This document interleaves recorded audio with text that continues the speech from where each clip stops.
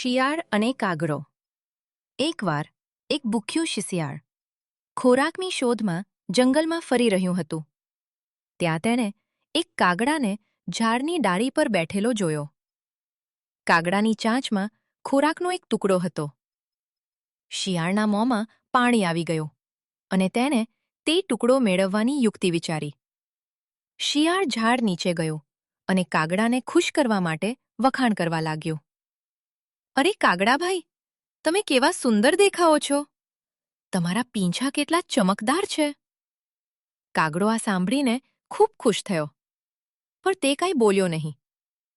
શિયાળે આગળ કહ્યું, મેં સાંભળ્યું છે કે તમારો અવાજ પણ ખૂબ જ મધુર છે.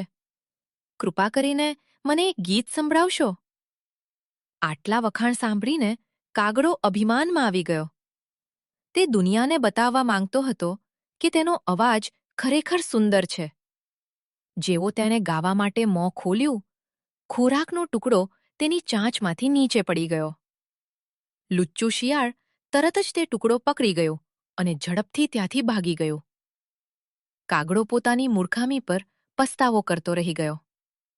બોધ: આ વાર્તા આપણને શીખવે છે કે ખુશામત કરનારા લોકોથી સાવચેત રહેવું જોઈએ. સ્વાર્થી હેતુઓ માટે લોકો ઘણીવાર ખોટા વખાણ કરે છે.